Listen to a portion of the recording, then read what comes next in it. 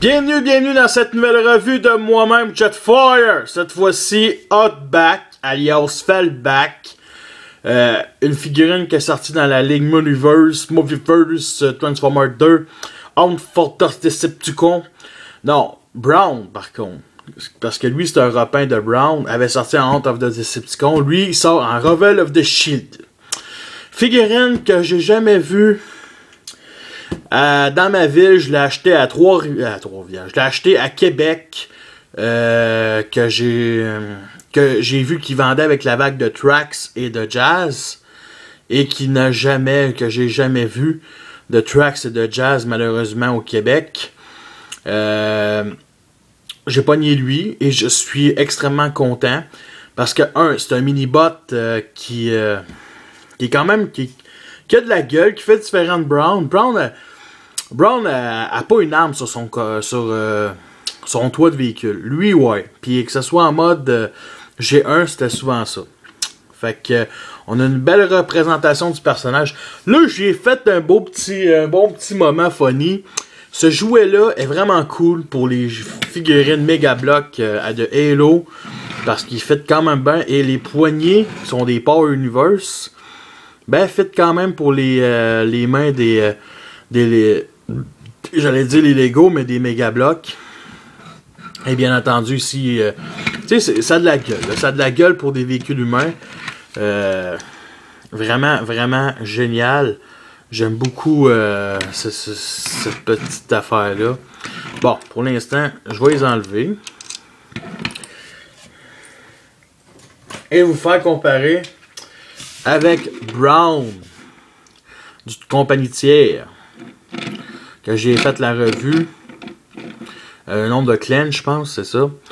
On voit tous les deux, ben là, c'est sûr qu'ils sont tellement différents. Il nous sort, cette compagnie tiers-là, Hagee nous a ressorti un repin avec une arme différente puis une tête différente en Outback.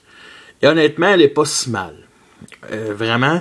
Mais tu sais, c'est un repin, parce que tu sais, un repin de Hasbro, tu sais, c'est un de luxe, c'est 15$ de plus, c'est correct. Mais un repin de compagnie tiers, là, c'est un peu parce que c'est cher. Tu sais, moi, celle-là, j'ai pas payé cher, je l'ai payé 15$. Parce qu'avoir un repin qui va me coûter 50$ d'Outback, ça m'intéresse, oui. Mais je sais qu'est-ce que je trouve pas que pour ce que j'ai, je trouve que 50$ c'est un peu trop. Parce que j'ai déjà joué, ce jouet-là, il est quand même beau. Mais je l'ai payé moins cher, puis il vaut pas 50$, là, Brown, je parle. Je veux dire, les compagnies tiers, c'est de l'argent, puis c'est comme Hasbro, mais Empire. Mais Empire, mais en même temps, on a une qualité de plastique. Là, je suis en train d'inverser les rôles. C'est plus lui que je devrais ranger. Bon, détail du personnage. Ici, un collant Autobo, bien entendu, il faut de la chaleur pour montrer le signe Autobo. Comme ça ici, on voit un peu.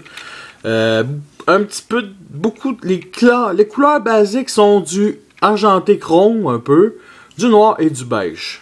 Du beau beige, qui nous rappelle la couleur de Outback, bien entendu. Vraiment génial. Ici, la tank à gaz, les poignées, un radar, je crois, des phares. Cette partie-là, qui vraiment est un petit peu point négatif, qui fait partie de la mitraillette, mais que je trouve que ça coupe un peu ici. S'il y avait eu un peu plus de détails comme des phares, ça aurait été génial. Devant un pare-choc, des phares argentés, des clignotants, c'est vraiment génial. Une petite couleur argentée ici, sur le côté grillage. On peut sortir des lance-missiles peut-être. Plus peut-être des prises en tout cas, c'est vraiment drôle. À part ça, vraiment, derrière des phares non peints et de la place ici pour mettre des personnages, un cube énergon sûrement. Vu d'en dessous, le robot est pas tant que ça bien caché, mais il est replié, les jambes sont repliées, ça c'est le torse, la tête. C'est ça qui est ça, il aurait pu faire mieux, il aurait pu faire pire. Et roule extrêmement bien. Je pense que c'est ça le plus important. Ouais, à peu près ça. On va commencer la transformation. Et ça, je vais le faire une étape par étape. Ces parties-là, on les sépare. on avance les jambes comme ça, les pieds. Ouais. Cette partie-là, on va la séparer puis la mettre en arrière. Celle-là, on va séparer 180 degrés comme ça. Comme ça. Cette partie-là, on va les mettre de côté et les laisser comme ça. Là, le genou, on va le plier de même. Même chose de l'autre bord. On va leur déplier.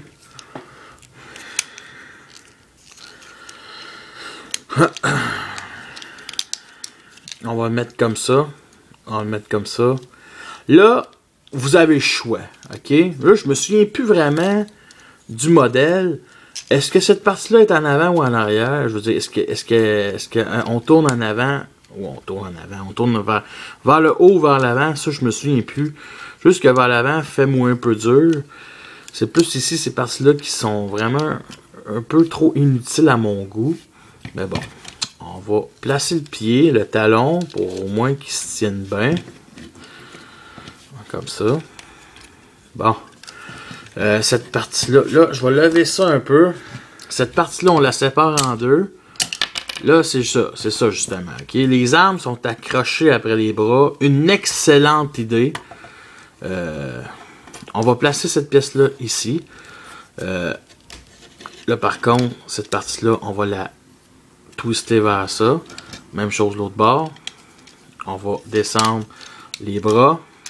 On va remonter cette pièce-là derrière les bras et on va descendre cette partie-là.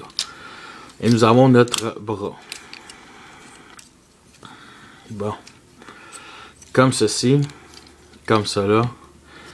Et c'est vraiment génial.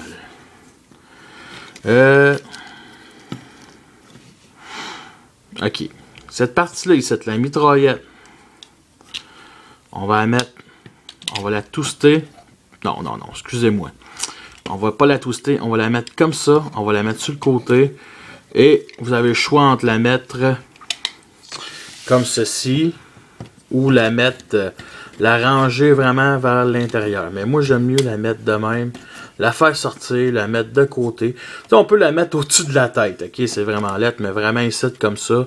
On peut s'arranger aussi de la mettre comme ça pour que la vis soit quasiment proche de l'œil, mais je pense que ça va être mieux de même. Et nous avons notre Outback ou Fallback Revolver. Voici une petite comparaison avec Brown alias Clench Dagger. On voit tout de suite la différence de taille. C'est quand même un Deluxe quand même assez... il est quand même petit et gros en même temps. Mais lui, il est vraiment gigantesque. Il est gigantesque pour une seule affaire. Une seule affaire. Tous ces panneaux. Je trouve ce jouet-là vraiment formidable, mais sacrément de calice. Excusez-moi pour le sac. Mais il y a vraiment des points négatifs comme ça paraît vraiment trop. Par contre, les couleurs est belle. Ok, un bon couleur. Le beige, là, il est pas trop beige carotte. Carotte, c'est plutôt ça ici. Il est vraiment, tu sais, c'est un beau beige. Puis après des années, il part pas au lavage. T'sais. Par contre, ici, il y a un petit couleur orange-brun. J'aime bien, ça représente Outback, surtout que cette couleur-là, on l'a pas en mode véhicule, fait que c'est vraiment génial. Ce qui est génial aussi, c'est les armes, les pistolets, des pistolets très basiques, tu sais, ça fait vraiment G1, pour de vrai, ça fait pas movie. Fait que c'est vraiment génial. Mais il y a une chose, vraiment un point négatif, c'est carrément toutes ces parties-là qui ne servent à rien. Je parle de ça, des gigantesques bras, je dis pas que ça sert à rien, mais c'est vraiment long. Ça, ici, et son énorme, ces deux ailes, ok? Honnêtement, pour côté movie, je trouve ça pas si pire, mais dans un film, ça aurait été vraiment laid. C'est vraiment trop de pièces, c'est... Comment je pourrais dire? C'est vraiment un robot dans un véhicule, c'est sûr, c'est Transformer. Mais c'est vraiment, tu sais, on déplie, on déplie. Tu sais, c'est 2-3 passes de pliage, mais le reste du temps, là, c'est juste du cable, c'est juste des pièces qui ne servent à rien. Tu sais, toutes des pièces en mode véhicule, qu'en mode robot ne sert à rien. Ça fait que c'est un jouet qui est quand même Tu sais, il est génial, mais c'est ça son gros point négatif. À part ça, la tête, regardez comment elle est belle. La tête que je trouve un peu dommage, c'est qu'elle est toujours... à l'air de toujours pencher. Ok, là, je viens de l'arracher, là. Mais sa tête est vraiment faite pour qu'elle... on dirait qu'il regarde juste le sol. Tu sais, elle est vraiment penchée, puis il n'est pas tant que ça articulé, le P. Mais vraiment, là, je trouve ça vraiment dommage. Un petit... Bon, côté détail, c'est les détails de la tête aussi, comme vous avez vu. Avec du argenté. C'est sûr que c'est le côté Movieverse, mais aussi les détails ici. Ici, le plastron qui est comme un peu creux, qui essaie de nous faire montrer qu'en dedans, c'est les pièces, mais c'est trop loin comparé au plastron, là. Voyons, c'est bon. C'est trop loin, c'est vraiment trop loin. Puis ici, la finition de couleur aussi est quand même très belle. Fait que c'est vraiment un peu dommage. Tu sais, on peut pas, ça peut pas être parfait, mais ça peut pas être aussi pire que ça. Tu sais, je remarque que c'est quand même une bonne figurine. Côté articulation, vous avez bien vu la tête, elle est articulée, mais vraiment sur un bas-joint très limité. 360 degrés ici. Peut faire ça ici. Articulation au coude juste par l'avant. Ici, le bas du torse, il se tourne 360 degrés. Au genou, absolument à l'arrière. Vraiment cool. Et une autre articulation ici, juste au-dessus du pied, mais qui est plus une pièce de transformation. Fait que vraiment, là, c'est un. Hey, les foutus guns, là. Bête de côté, là. Bon. Oh, est-ce qu'on peut y faire une prise? Ouais. Comme ça. Bon.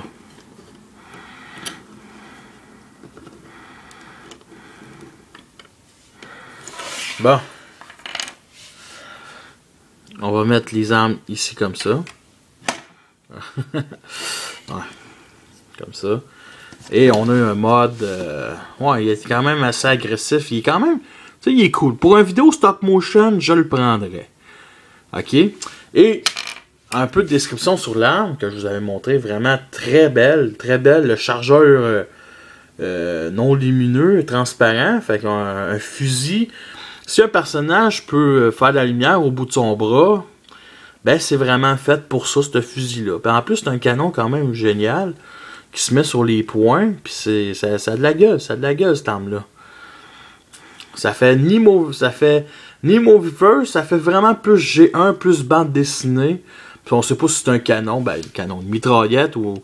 Tu sais, il est vraiment badass, cette mitraillette-là. Ou cette arme de poing-là. Pour le mode robot, pour mettre en mode véhicule, c'est bien simple. Là, je vais peut-être un peu galérer, parce qu'il y a une partie qui est un peu galère. Je mets les armes de côté. On remet la mitraillette comme ça. On tourne le bassin. Bon, ça part bien. On tourne le bassin 180 degrés. Là, on replie les jambes comme ça ici. Même chose de l'autre bord.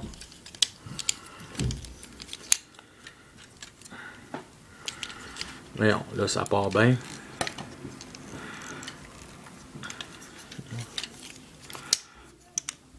Bon, comme ça. On met ça comme ça. Bon, je pense que... Ouais. J'ai oublié. Faut pas tourner 360 degrés. Parfait. On place les jambes comme ça. On en replace le devant de voiture. Comme ça. Comme ça. Comme ceci. Là, cette partie-là, on va ramener ça comme ça. Comme ça. Comme ça.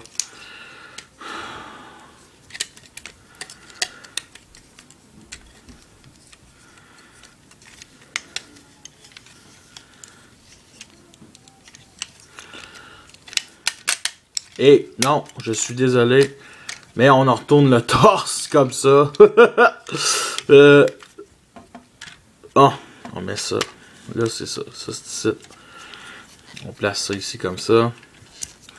On en replace. On en remet les ailes. Les ailes. Au-dessus du voiture. On en remet les armes comme ça. Comme ça.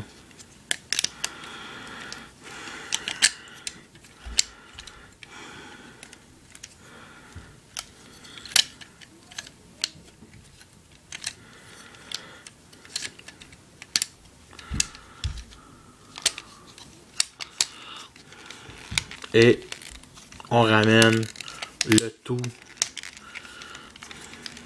pour que ça finisse par tout se clipser. Comme ça. Comme ça. Bon. Ouais. Yes, sir. Et nous avons notre Outback Movieverse Revolt of the Shield. Est-ce que c'est une figurine qui en vaut la peine? Ça dépend pour vous. Ok, ça fait 4 ans. Il y a Brown qui est sorti un an d'avant. Qui n'a jamais sorti au Québec, c'est pour ça que j'ai pris lui. Honnêtement, là, sérieusement, c'est à vous de voir. Si vous trouvez, tu sais, pour le mode véhicule, il est parfait. Mode robot, faut être ouvert d'esprit. Puis c'est sûr que si vous pouvez choisir entre lui ou Brown, moi je choisis. Brown est vraiment plus, comment je pourrais dire, les couleurs sont quand même belles. Lui aussi, ses couleurs sont belles, mais Brown est vraiment. Tu sais, choisissez un ou l'autre. Avoir les deux, je trouve que ça ne suffit pas. Ça sert à rien. Fait que sur ça, je vous remercie et la prochaine sera, je sais pas trop encore.